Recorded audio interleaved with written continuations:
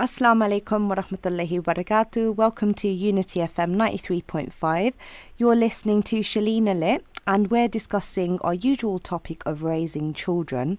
I'm very excited to say, joining with me today, I have, now I hope I get this right, please forgive me sister if I get it wrong, Fatima Omar Khamissa, is that right? Yeah, Fatima Omar Khamissa. Khamissa, oh I got it wrong. Oh dear. Welcome to the show, sister. Thank you, Shalina. It's great to be here. Now, I was really excited about, finding out about you. Why? Because I'm going through my own little, my own new motivations of, getting fit and whatnot. And I thought, I wonder if there's any Muslim female life coaches out there. And I was delighted to see that you'd attended a talk. I'm not sure what the video was about. And this woman introduces you and she, says who you are and what you do. And then there you are, you stand up, you're wearing this beautiful abaya with this headscarf. And it just made my heart skip a beat, mashallah. So please, I think, it'd be best if you introduce, who you are and what you do because... like I said, I'm a little bit starstruck. I really admire your work, mashallah. But yes, you're from Canada, Toronto, yeah? Oh, that's so sweet. Yes, I live in Toronto, Canada. I've lived here for a very big chunk of my life. I was born in Johannesburg, South Africa. Okay. And I came here in my high school days, so I've been here since high school. So I've been here quite a long time. I got married here, had my children here, got divorced here. Yeah. I have memories here. Yeah. And so you were talking about the interview. I actually won a contest to be at that place. Okay. It was a contest. This woman has these huge events every year in Toronto, and I won first prize. And I knew that, that was going to change the way I did my business. What do I do to answer that question? I actually have two businesses. Mm-hmm. My first business is I actually help women who are unable to find their voices. Mm-hmm. Women in domestic violence situations, women who are not speaking up in the workplace, women who are unable to communicate with their families. So if they're not feeling like they're speaking up, and women who are not speaking their truth, I help them in my one business. Okay. My second business is almost like a part two. So once you find your voice, once you feel empowered, you start getting this fire burning inside of you and you want to do something with this passion. And I help you become an entrepreneur, become a businesswoman just like Khadija, radiallahu anha. Yeah, fabulous. And that was what was really beautiful, was that when I went onto your site and visited, and seeing what it was you were all about, that was what shone, was the fact that you said, and I'll let you explain, a little bit about your background, but through your own hardships, that when you were trying to, come through it all, you referred to what would Khadija radiallahu anhu do, and as we know, she was one of the most successful women, mashallah, in terms of, she had wealth, etc. But yeah, could you tell me a little bit more about that part of your life? Absolutely. What a great question. When it comes to heroes in our life, it was the same as naming my children. I wanted to give my children names of heroes. I didn't want them to look at heroes on television to see Michael Jackson and the Michael Jordans of the world. Yeah. I gave my children names of heroes so they could go back to the real heroes. Umar ibn Khattab and Abu Bakr Siddiq and the Prophet ﷺ and Isa and Musa. And I think that when you give your children those names, they emulate those behaviors of those people. Yeah. Remember, and so when I was in a domestic violence situation for 21 years. Subhanallah. And I would keep asking myself, what would Khadija do? What would Khadija do, radiallahu anha, in this situation? Mm-hmm. And, in different parts of our life, a different fire will burn, and the light will sometimes be brighter, and sometimes the light will be dimmer. Mm-hmm. It's just like our iman. Mm-hmm. And we have to hang on to, whatever you have as tight as possible. But it comes in cycles. And I would ask myself about Khadija because she is the ultimate woman for me. Right. as a wife, as the first Muslim in Islam, as a mother, as a businesswoman, as a beautiful woman, as she was rich, she was cultivated. She was, such an essence of beauty. She was calm, she was sincere, and she loved Islam. She loved her kids, she loved her husband. And who better to show me a model for a Muslim woman than her? And so I kept asking myself, if she was here, and I do that with my life today, what would she do? So, I have a philosophy. It's act like a lady, think like a boss, like Khadija would. Yeah. MashaAllah. Because she was his boss, sallallahu alayhi wasallam. Right? I mean, how beautiful. That was like the most romantic, most loving relationship I could find in history. Yeah. With the Prophet, sallallahu alaihi wasallam, and Lady Khadija, radiallahu anha. Does that answer your question? Yeah, beautifully. MashaAllah. Because obviously my show is about raising children. And I always, people generally sometimes they listen to my show and they're like, what has that got to do with that? Like, for example, last week I was talking about the Muslimah's well-being. Yeah. And I was saying, now the reason I brought it back to the Muslimah's well-being is because I think to be that effective parent, to be that, that parent that has got the energy for your children, you have to look after yourself. And, I think what is really important about your journey is that it reflects how we are as women. We are generally, most women I know, love other people better than they do themselves. They put their children before themselves. They put their partners before themselves. And, I think what you're talking about, I'm not an expert, so, I hope I'm not ahead of myself, is that what happens is we go through this whole rediscovery of, reconditioning and challenging our self-beliefs. And what's beautiful about your story is that your children were what you focused on, to get you out of a situation.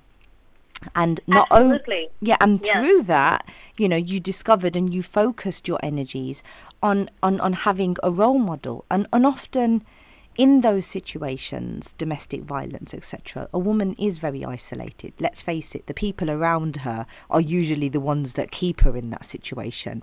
So what's beautiful is the way that, you were able to reach out and find something from Islam, because we know Islam is perfect, And, for me, that was what really shone.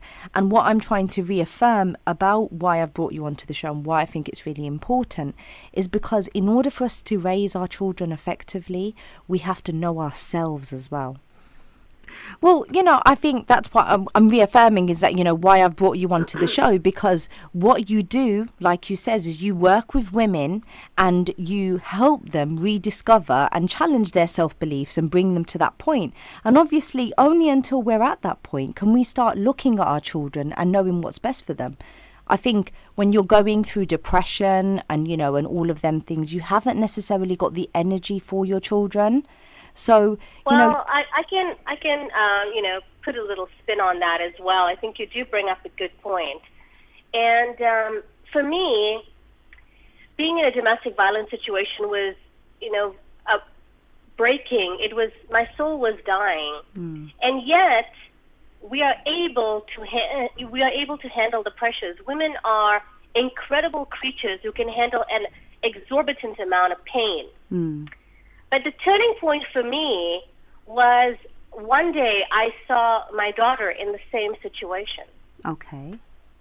And here I was, I don't know whether it was daydreaming or night dreaming, and I was envisioning that my daughter, I only have one daughter, I have 4 boys, and she was phoning me and telling me about what's going on in her own life. She is now grown up, and so I'm on the phone listening to her crying because somebody is violating her. Right. And I allowed this to happen because I got her married into this family. And the shock of that, knowing that I had led her by example. Yeah. So you have to remember, the Prophet ﷺ, if we go back to Quran and Sunnah, we are leading by example. Our children do not listen to our words. They are watching us. Absolutely, yeah. Like we are under a microscope every minute of the day. Our kids are watching us all the time. I'll give you a really good example. My son Omar, who's 24 now, when he was little, we didn't have phones with call display and number display, and so we didn't know who was phoning. Okay. And so the phone would ring, and I didn't want to speak to certain people in my community. Okay, yeah. And so, he's about 4 years old or 5 years old, and I say, pick up the phone. And he picks up the phone, and now I know who's on the phone, and I don't want to speak to this certain person. Yeah. And so I teach my child how to lie.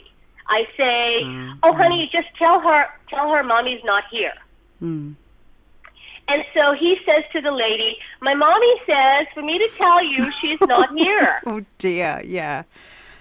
So what did I just teach my child? Yeah. Not only have I now humiliated myself, the woman knows I'm right there. Would I really leave a 4-year-old home alone? Mm. And so now I've taught him how to lie. Yeah. So we don't realize that our actions are so detrimental to our children. And then when they lie, when you say, did you pray? Did you fast? Did you clean up your room? And they say no or yes. Mm. Who was the first person that taught them to lie? I was. Absolutely. Okay? So we lead by example. We show our children how to act and how to behave.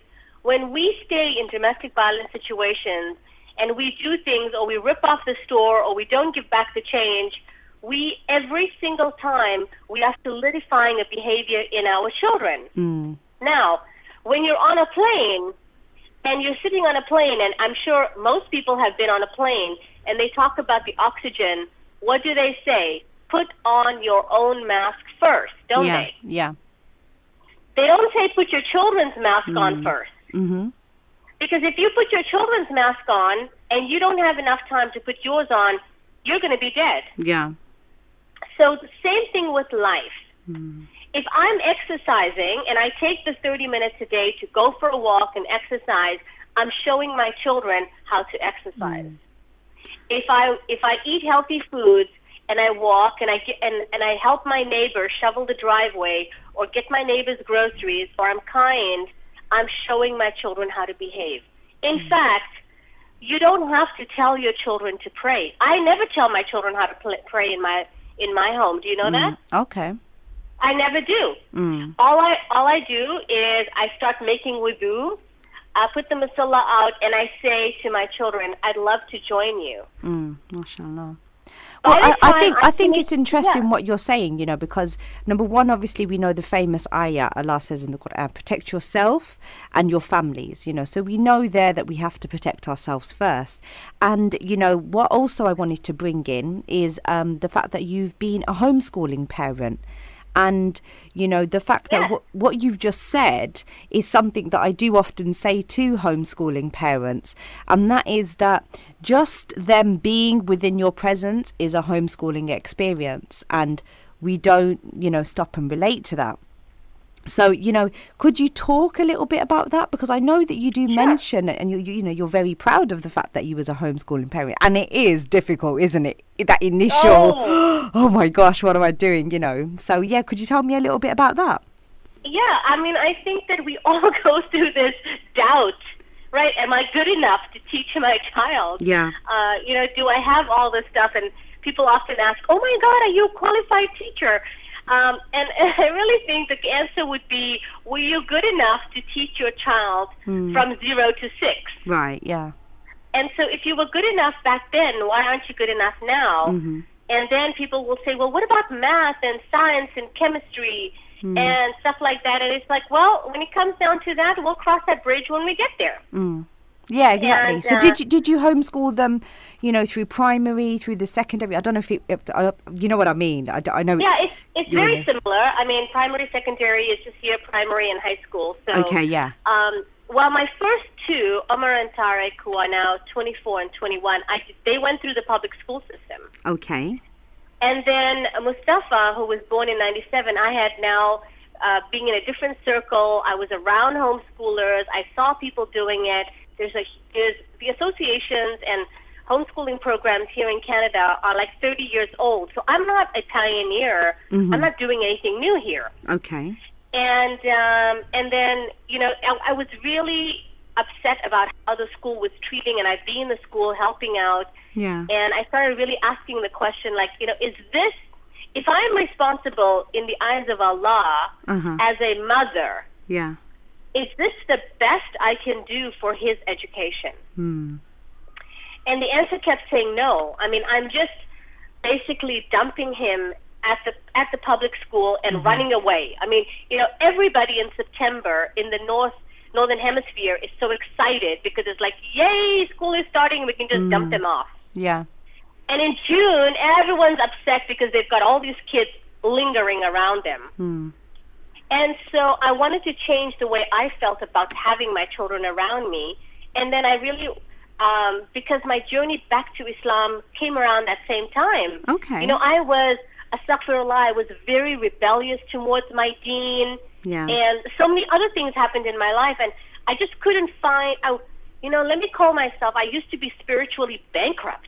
Right, yeah, absolutely. In my life. And my search for God started around the time I had a second child that was diagnosed with cerebral palsy. That's a whole nother conversation. Yeah. But homeschooling came around that time when I found myself more accountable and more responsible in the eyes of my Creator. And so was I raising my children in the best way possible? And my son was going through JK, which is junior kindergarten, and senior kindergarten. And so many things happened, and I thought to myself, you know what?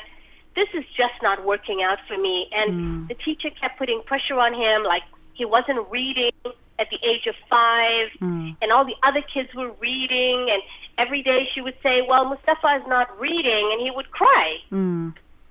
And so it was Christmas break around this time of the year, and I just said, you know what, that's it. I'm taking him out of school. I'm just going to homeschool him. It'll be one day at a time.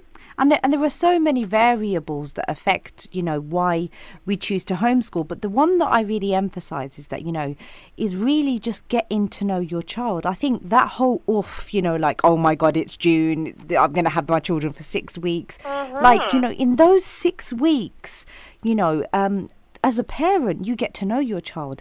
Now, I work in schools. So when I see the children come back, as a teacher, you think, oh my God, here we go. The child has just literally been left to be, you know, to be who they are. You know, because as teachers, you are, you know, reaffirming their manners and stuff like that, you know. So, you know, my main point is, you know, and for the show is you have to understand and know who's raising your children, because there are so many companies out there, you know, different companies that want them to buy certain games, that want them to wear certain clothes, and they don't care how it's going to affect their character. But if we care truly as parents, then we want to get involved, and we want to obviously embrace and, you know, surround them with things that are going to shape who they become, you know, most importantly. Exactly. I mean, you know, I was, one of the talks that I do in my public speaking is raising spiritual children in the 21st century. Beautiful. And are you raising spiritual children? Can you honestly say that, oh, what are you going to do when you stand in front of Allah? Are you going to say, oh my God, oh, it was the teacher's fault. Oh, it was my husband's fault. Oh, it was this one's fault. Well, blame is just a tool that we use to impede our own growth. But when we decide to jump on the horse and we decide to take responsibility, all of a sudden we have to take responsibility. And your children are your responsibility. I don't care whether it's a mom or a dad, a mother or a father, you will be asked. You will. You mean, you know, no one's getting away with this game.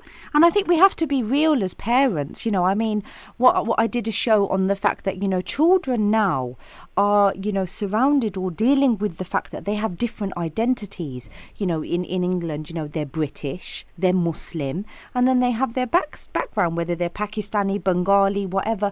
All of these things come with identities and come with their own little, you know, pressures. And I think as parents, we have to be real and understand how this is going to affect our children. And, you know, once we do that, then we can obviously, you know, be more in control and be loving towards our children and prepare them for this. Yeah, I mean, I was one of those kids. Right? I mean, okay, so it's not Britain, and let's replace Britain with Canada. Yeah. And it's not Bengali, but it's South Africa. And then there's this Muslim identity. Yeah. So I was 14. I've come to Canada. Yeah. My parents are South African, coming from an Indian background because my great-grandparents are from India. Yeah. And they want me to keep my Muslim identity, but now I'm in Canada. So it's the same thing going on everywhere of someone leaving somewhere of South Asian continent and going to another place. Yeah. And so my parents are like, you know, you're Muslim, you're South African, blah, blah, blah, blah, blah. And all I know is I'm in Canada, woohoo, right? Yeah. And so the same thing, people are going, I'm in Britain, like it's freedom of speech, freedom this, freedom that. Yeah. And so what happens is that children are taking on a different identity. So it's like, okay, are you Bengali, are you British, are you Muslim? And which way is the most important? Some people, Bengali comes first. The new children who are in town, they don't want to be different. They want to be British first. And Well, so, it's which one, you know, has the strongest experience on them, isn't it? In the end, I oh, mean, yeah.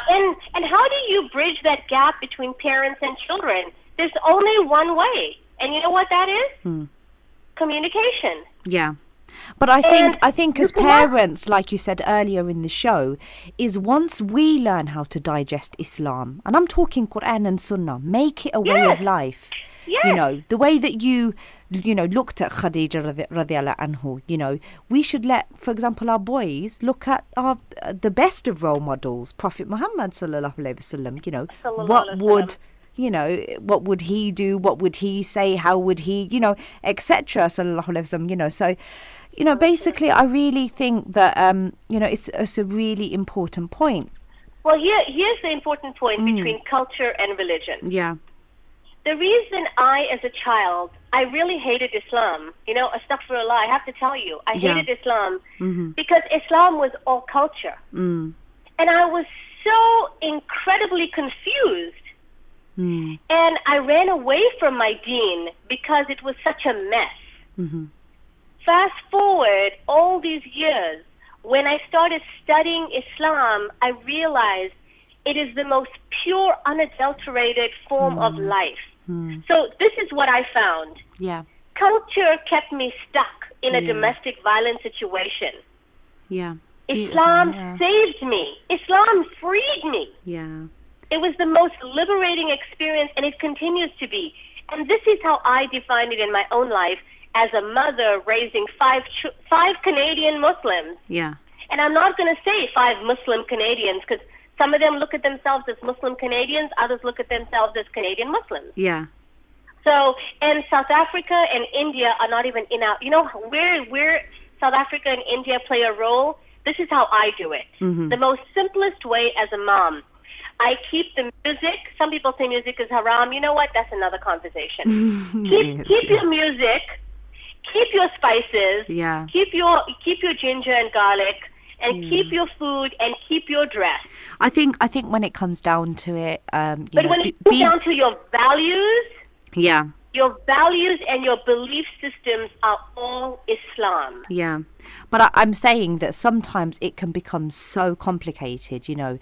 Are you wearing the correct hijab? Are you doing your sunnah prayers? Are you, you know, and I just think, subhanallah, let's break it down. To be a Muslim, you have to follow 5 pillars. And your first one is your shahada, you know, believing that there's only one God. And, you know, really and truly, if we look into that, that in itself is very in-depth, you know. And so what I say is that you have to go back down to the 5 pillars. Once you can digest that, all the rest, you know, comes hand in hand with it, inshallah, you know. But the beautiful thing about our deen, it's so simple and so beautiful. Yeah. And that you will find answers to your life and your children's life and your happiness in this deen. Yeah. If we truly depend on Allah, that's what I say. Because you know what, I think, you know, when some people are ill, they're like, well, where's my paracetamol? You know, where's my this, where's my that? And I'm like, you know what? Truly in life, you know, we have to go back to Quran and Sunnah. Do you know what I mean? Like, if you depend on people. You know what? And having said that, I do agree, and it's okay sometimes to take a paracetamol. You know what? I mean, I think that we have to take the pressure off us. there's too much pressure from the society. So why don't you release the pressure? You know, like, I mean, in my house, happiness is the most important thing. Yeah. And Quran and Sunnah gives us that happiness. And if you keep asking yourself, are we really happy? You know, I have someone who is very, very ill, who is a close family, not a relative, but someone I love very much, and she's in the UK. And at dinner time, you know, just eating dinner together and going around the table and saying, so-and-so is not feeling well. Can we each go around the table and make a dua for her? Whatever you feel she needs in her heart. Yeah. Sister, we're coming up to the end of the first part of the show. Are you okay to stay on a little bit longer? Because I know, you know, we were getting you on the call. Absolutely. This has been such a delightful conversation. Thank you so much. Okay, so listeners, please, you know, hold on, and we will have the sister back on the show, Fatima Omar Khamissa, yeah? Correct. Oh, yeah, I got it right. On the show after the break, inshallah. Assalamu alaikum. Assalamu alaikum wa rahmatullahi wa barakatuh. Welcome back to the show. So with me is Fatima Omar Khamissa, mashallah. And I'm totally humbled by this conversation. I actually feel, you know, like when you meet someone and sometimes you think, you know what, I need to be quiet and listen to this person. You're that sister. I truly feel like, I could just be quiet and listen. Yeah, I feel like I need to. But yeah, so you were saying that you have a sister that you know that's in the UK. And did you say that she had health problems? Yes, she's not feeling well at all. Okay, and she makes, did you say you all in at home make dua for her, or she makes dua? No, we do. I mean, the one thing I've learned in my life is I have no control over what other people say and do. Yeah.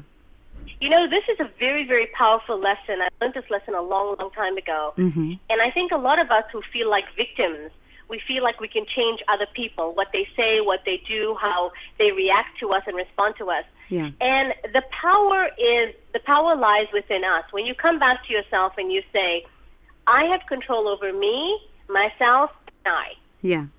And I teach my children the same thing. Mm-hmm. So when I know someone is not well, we'll go visit them. If there's a new baby, we'll go visit them. But I'm not about to fly from Toronto to the UK and visit somebody. If I could, I would. Yeah, yeah. And so dua will go directly to Allah and to her.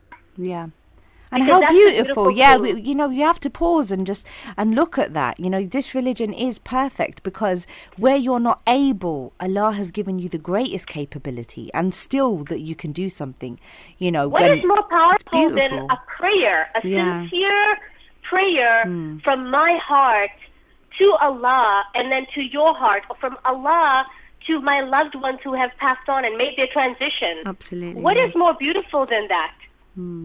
And when it's sincere as well, that if you make a sincere dua for your brother and sister in Islam, whether they are alive or they've made their transition, Allah will give you that same thing.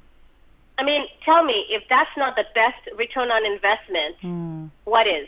Absolutely. And I think, you know, more importantly, what you were saying earlier on in the show is, you know, like you said, you know, you went through this, I don't know what to call it, but this spiritual awakening. I think was I listening to something or reading one of your articles? I mean, I started reading your articles on your website and, you know, I was like, I need to go to bed now, you know. But I think, oh, gosh, I wish I remembered what it was. But it was the guy was saying that you were going through this reawakening experience. And he said there's a name for it, like Oh, yes, a midlife existential crisis. Wow. Say that again, please. My midlife existential crisis. Yeah, so anyway, I mean, you know, like, I feel like I went through that, and I think anyone who has started, you know, has had that reawakening, you know, and Allah it's a really, really good thing. It's beautiful, isn't it? It is, because it shocks our system from being in this monotonous, everyday, humdrum life, and then something happens and you're like, no, I need more, I need better, I need different, and then you start searching, and I think it's Islam says, Allah reminds us, and the Prophet ﷺ says, every act is judged by its intention.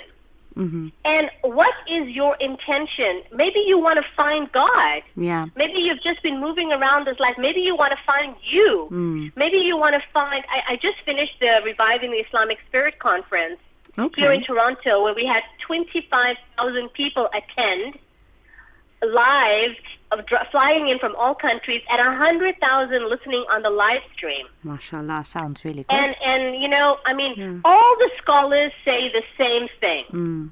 I mean, the message is so congruent, and that is, we were made to struggle. Yeah. We were designed to struggle. We know how to do this. Mm. And I mean, when Adam alayhi salam and Hawa alayhi salam, when they came to the dunya, Mm-hmm. did Allah say everything was going to go peachy keen, fine, happy, you were going to be ageless? Mm. No. We were warned it was going to be difficult, it was going to be struggling, we would have kids and bills to pay, we would have health problems, and we would die eventually, we would age. Yeah. So anybody who says, if my kids say to me, oh, mommy, life is not fair, I say, correct, and now let's get on with it. Yeah. Now we've got that out of the way. It's learning, isn't it, how to manage, our Islam, through life. Yes. I mean, when I first started, I'd say when I first started practicing, because I was born into a Muslim family, but I just didn't know what Islam was until I started reading about it. But then when I went out there and experienced, the way that people were behaving, so you'd see a sister dressed with her hijab on, and, I'm sure you're getting the gist. I'm quite the bubbly character, so I'd be like, Assalamu alaikum. And she'd look at me like I was crazy, like okay. Or something. But then at the same time, I thought, my whole family have now turned their back on me because I was, as far as they were concerned, I was a nutter, I was too extreme and, when I'd read about giving salam, Prophet Muhammad sallallahu alaihi wasallam said that it reaffirms the brotherhood. And I thought, how beautiful that even though my own blood, have turned their back on me, I've still got this family out there, And so when I went out there into the real world and seen that this wasn't coming back to me, it was a big disappointment, and I just feel that I guess, what we have to do is, and I think Allah does put us in that place, the experiences that we go through, and like I said, it's about managing our Islam.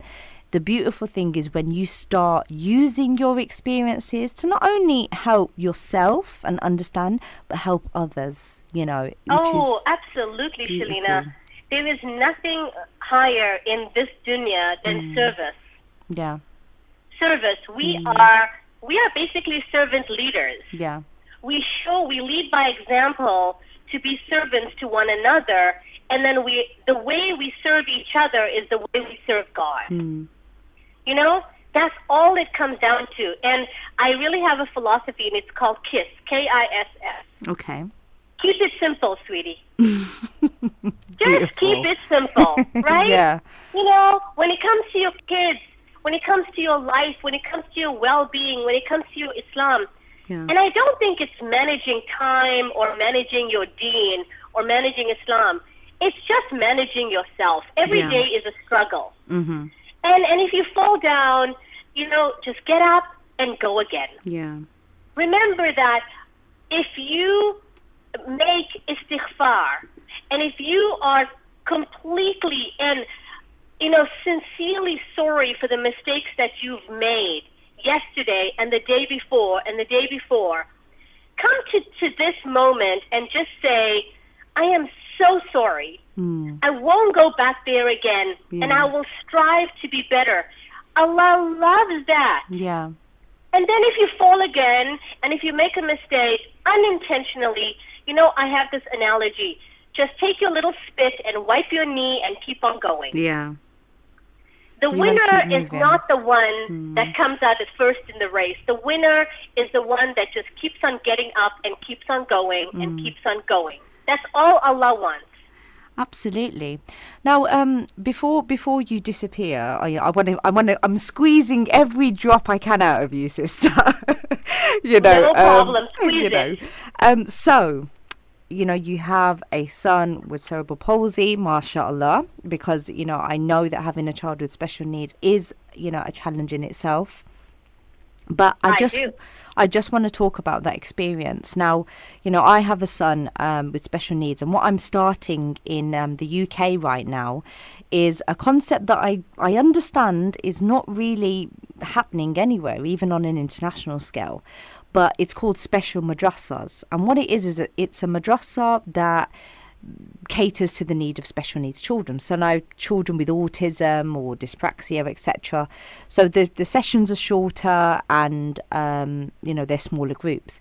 Now, what I found was that when I started addressing the subject of special needs in the community, people were quite, they were like, more does need to be done. But in reality, there wasn't enough. So when it came to supporting the parents were often just going through it on their own, and I've got a lot of listeners that listen in, and mashallah, I really support this cause.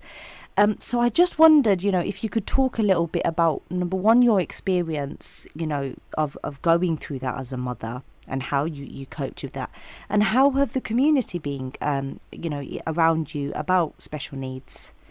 Well, it's so different. I mean, I've traveled with Tariq, my son, and the wheelchair. We've gone for Umrah many, many, many times. MashaAllah. And when we came back 1 year, and we made him drink so much Zamzam and made so much dua for him, and washed him in Zamzam. And he came back that year and he started speaking. SubhanAllah. The next year we took him back, and from the time he was born, I massaged him. I did alternative therapy with him. I've done craniosacral therapy and acupuncture and visceral manipulation and oxygen therapy, and then all the conventional therapies of physiotherapy and word therapy and voice therapy, and oh Lord, Allah really showed me the way. In terms of you, developing the strength of character to get through that experience, did you have community help with that, or was it the outside professionals? Yeah, I didn't have any community help. My in-laws didn't even want to say the word cerebral palsy because they thought if they said it, then it would stick. Yeah. If they denied it, it would go away. Yeah. My parents, who are in South Africa, and they've now passed away, may Allah give them Jannah, they were just so afraid, and they were just so unknown, and all they wanted to do was love him, but they didn't know. And I think education is really, really important. I also found that in his father's family, all the cousins stopped playing with them because they thought he was contagious. Wow. And so if they came around him, that they would get it.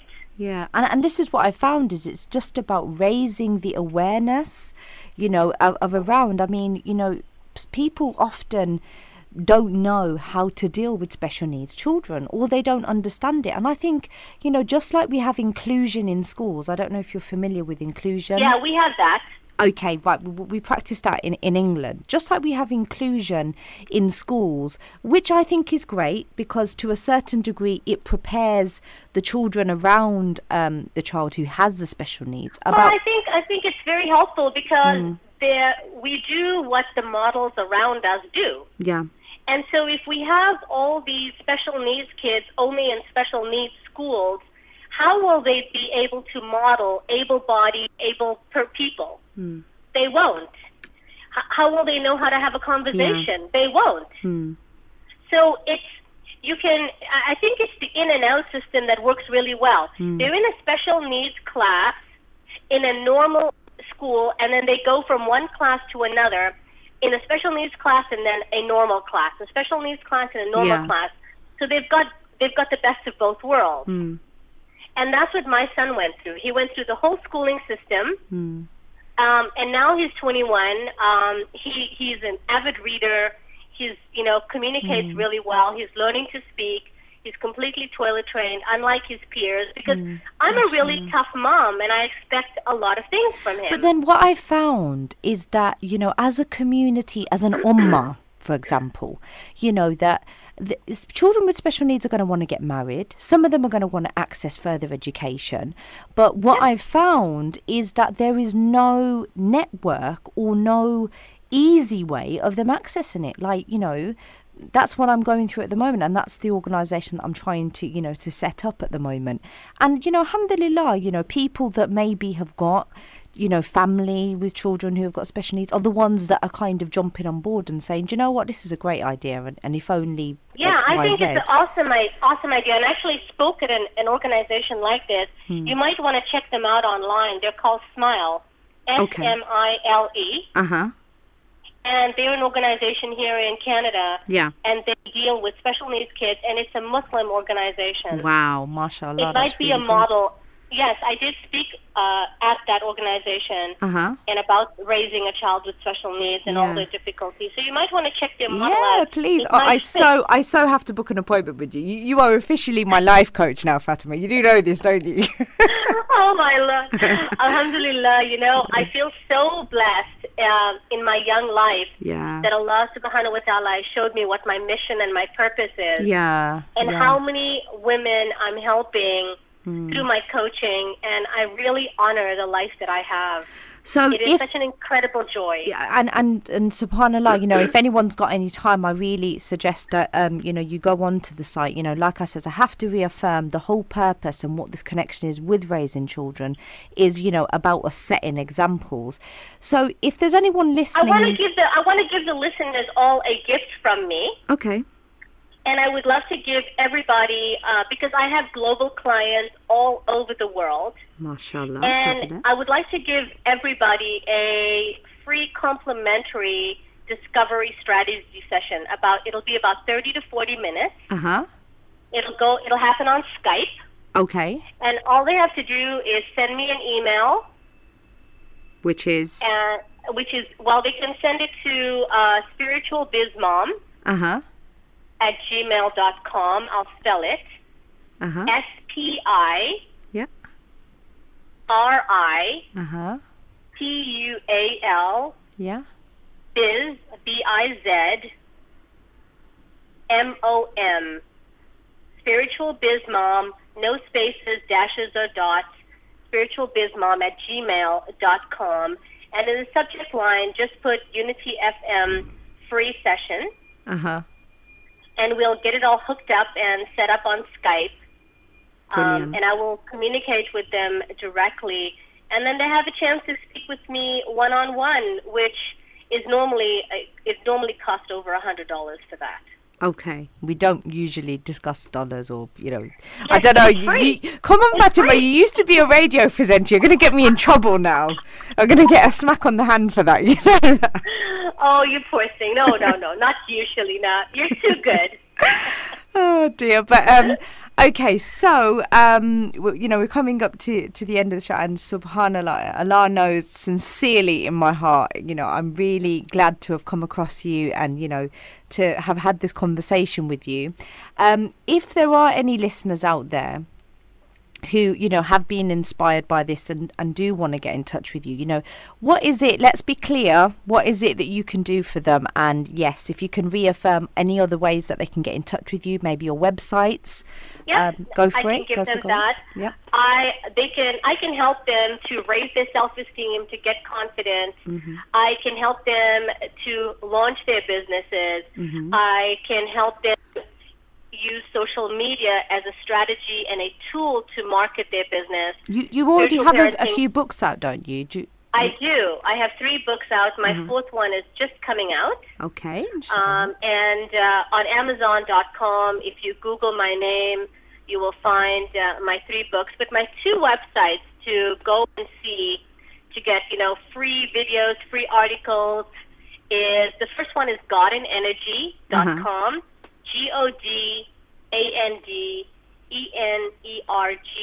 See, I thought it was Garden Energy. When I watched your videos, I thought it was Garden Energy, so I typed that up, and then I realised, oh no, sorry, it's God and Energy. Yes, so it's a good job you spelled it. So that's GODANDENERGY.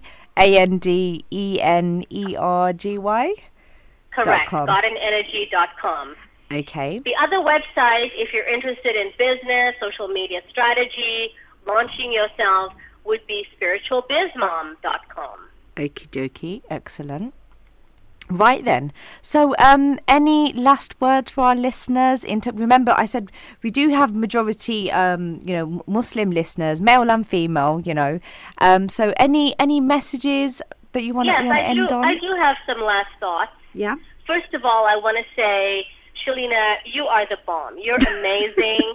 Your energy, the way you found me on Facebook, and your boldness and your courage is something that is completely commendable, and may Allah bless you and reward you for that. Don't make me blush, sis. Come on now, moving on. The second thing is I want to talk about passion and purpose. Okie doke. A lot of people ask the question, what am I doing here? I've got this humdrum life, and every day I make chicken and rice, and my children come home, and I'm making lunches, and what is my purpose in my life? What is my mission?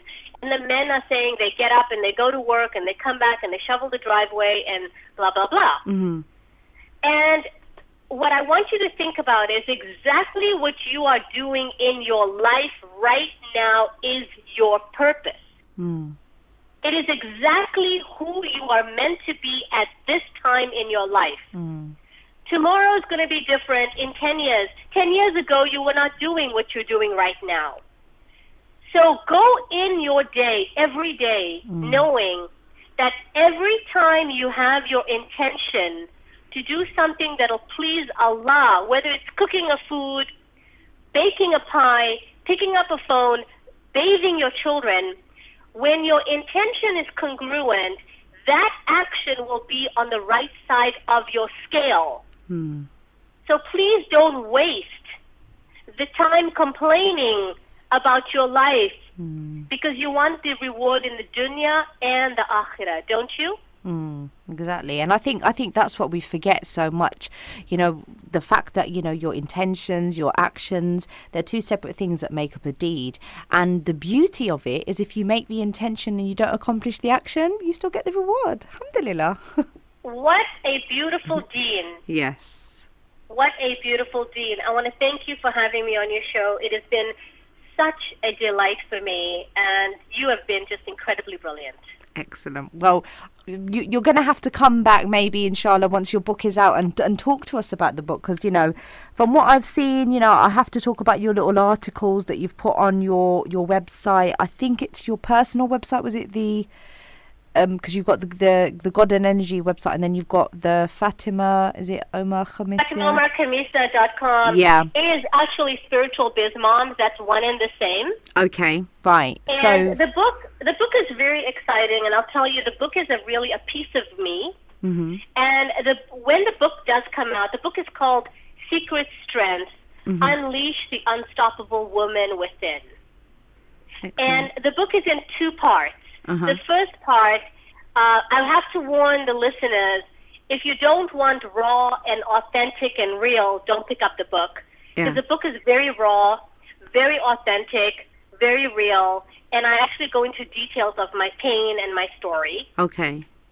The second part of the book is a workbook on the actual steps I took to find my voice and step into my brilliance, and how you can do the same thing, whatever that might look like. Yeah. So I'm very excited about the book. It's going to be a work of dawah, and it's going to be something that you can use every day. It looks beautiful. It's going to look great on the coffee table, and I know that Allah is going to be very pleased with this book. So I'm very excited about that book.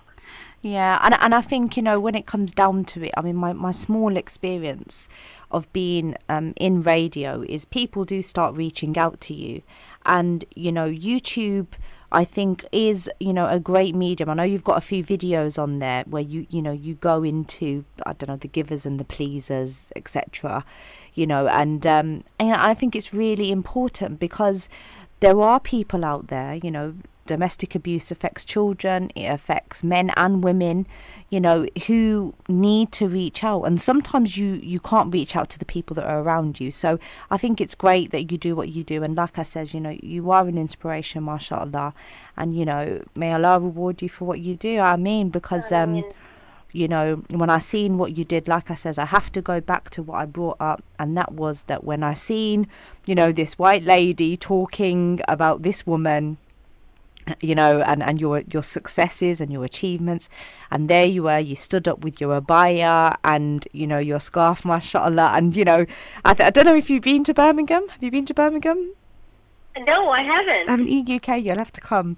But, you know, you just look like the kind of sister that I would just go to the cafe with, and it was like, mashallah, you know, there's my beautiful sister in Islam, you know, she's a Muslimah, like, go, you know. It was really beautiful, and it was an empowering experience for me, you know, because, you know, I often find that people want you as the Muslimah to talk like this and very, you know, and it's like you can't have a character. Subhanallah, you know, alhamdulillah, Allah rewards us for, you know, the good that we can give to people in terms of our presence. So every time we put on our hijab, we are a walking, talking billboard for this deen. Yeah.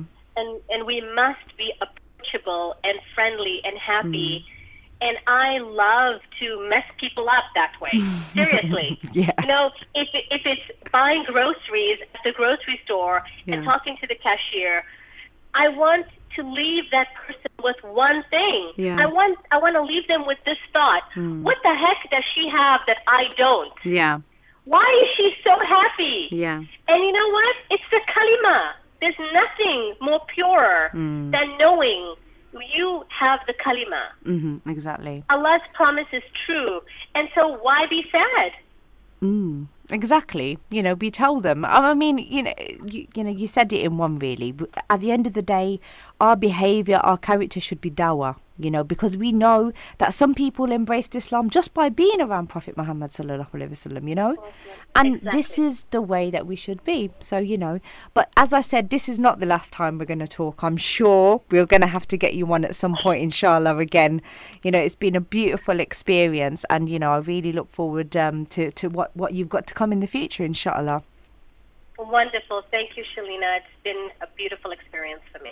Okay, we'll speak soon, inshallah. So I'm actually, you know, like, I feel like I'm missing you already. I don't want to give you salam yet, sis. So, yeah. Okay, take care, sister. And, yeah, we'll be in touch, inshallah. All right. Assalamu alaikum. Wa alaikum salam wa rahmatullah.